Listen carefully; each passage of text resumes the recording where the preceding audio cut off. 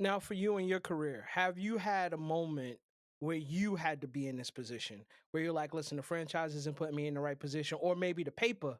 And we talked about this on some of our pilot episodes. Don't worry, you guys. One day we're gonna release them so you can laugh when we get the rocket off the off the ground. We can see how far we came.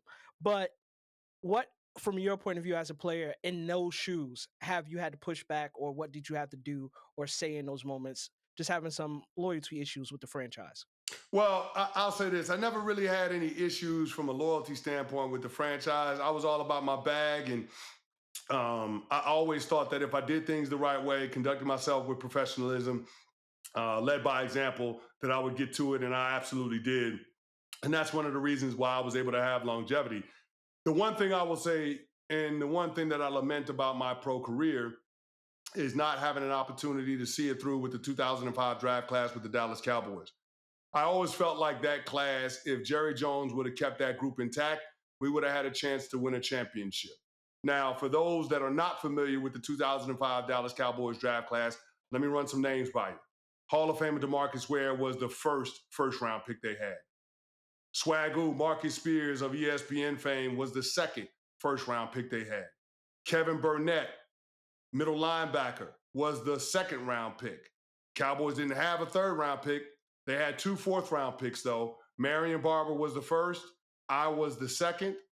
We had Rob Petiti, right tackle, get drafted in the 5th round. A safety, Justin Berrio, in the 6th round. And then, of course, Jay Ratliff in the 7th round. He was an all-pro for the Dallas Cowboys and the Chicago Bears. I always felt like if Jerry Jones would have kept those players around and allowed us to shape the culture for the team, that we would have got him a championship.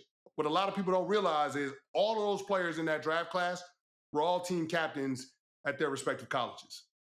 And so I always felt like we would have helped the Dallas Cowboys turn the page and get back to the championship ways.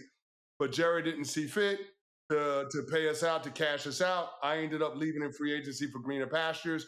Several other guys defected shortly thereafter.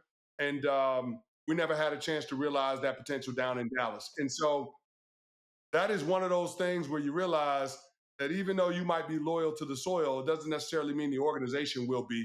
And you realize pretty quickly as a player that it's a business and that they're going to make decisions that are in their best interest. And you have to do the same. So when we start talking about loyalty, even though a lot of players want to have a football home, even though everybody wants that one place that they're identified with, the one place that they can go back to after they retire, the people that you have to be loyal to aren't the ones that are writing you the checks. People that you have to be loyal to are the folks that propped you up to help get you there and to help keep you there. Your family, your friends, your loved ones, those are the folks that you got to be loyal to when it comes to this game.